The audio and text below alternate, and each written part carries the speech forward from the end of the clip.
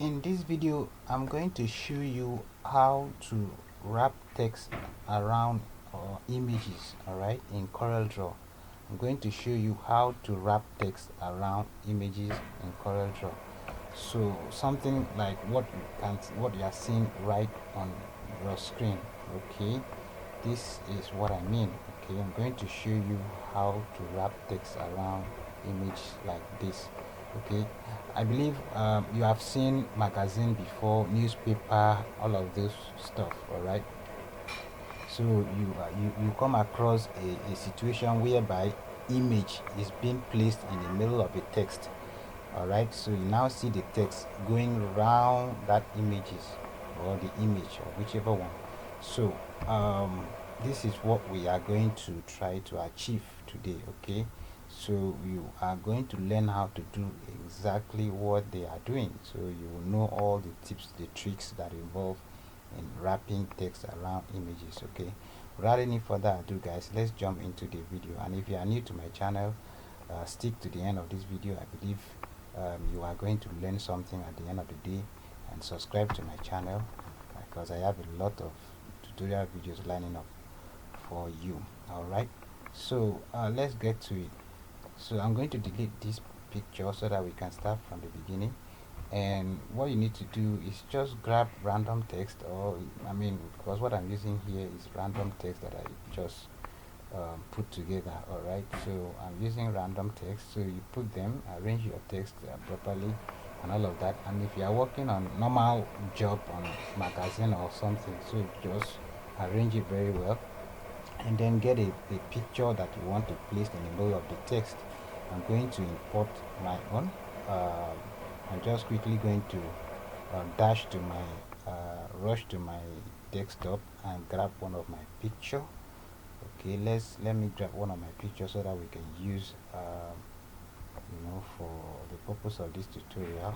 So I'm going to now import this particular picture. So I will import this picture, okay, and leave it right here. All right, so the next thing I'm going to do, I'm going to grab my ellipse tool.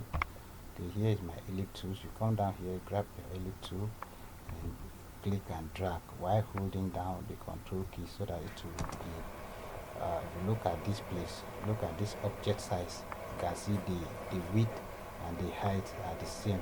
So that is the purpose of using control while you are clicking and drag, so that the both sides will be equal. So the next thing I'm going to do, I'm going to power clip this picture into this circle. So what you need to do, right click on that picture and then click on power clip and click inside this. So go, if you want, if you like, you can go into the frame and expand the picture like that, just like this, and then ensure that you centralize it. All right, just like that.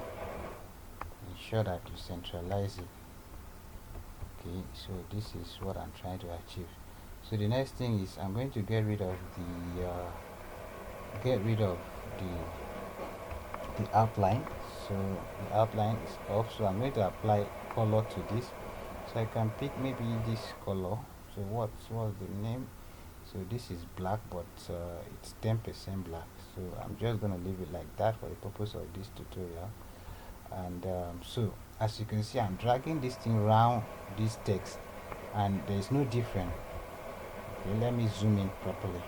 Now let me zoom in just like this. So when you look at this image, I'm dragging around this text, it's not applying, nothing is working, right? Just the image, the text stay where they are and the image is just moving around on top of the text, right? So we are going to change that. We are going to make sure that the text is going around the image. So what you need to do, you quickly come to window. You have to select this. Okay, select the image first, go to your window, click on window and come down to doggers. So once you click on doggers, ensure that this object property is tick. As you can see, it's tick. My own is already tick, so I'll leave it like that. So once your object property is tick, the next thing you will do is to click on the object as usual. And I say you should click on the object.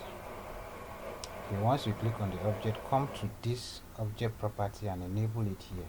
So once you are here, you click on object property, and once you click on object property, you will see this is your object property.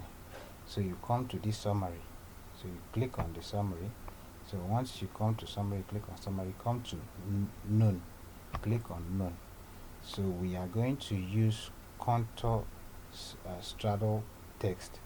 Okay, for the purpose of this tutorial we are using this one. You can use flow left, okay, from text to flow from left, or start flowing from the right, or whichever one. Flow from, this is square, this is contour, this is square, whichever one, from above to below, whichever one. But I'm using the contour straddle text for the purpose of this tutorial. As you can see, are you seeing it? Have you seen any difference? Okay, there is. So the text is now moving around the objects. As you can see all the text is moving around the object. You can see the text is moving. Even if you scale the image, the text will shift, automatically shift by itself. So as you can see, the text shift by itself. So you can now come down here and increase the space between the text and the object. You can increase the space.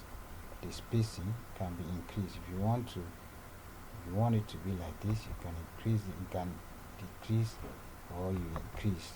You can see that from here to this place, from here to here, you can see it's increasing. Once you start clicking on this increase, so it's pushing the text away from the object. So as you can see, that is where you increase the space between the text and the image or object. So this is what you can do.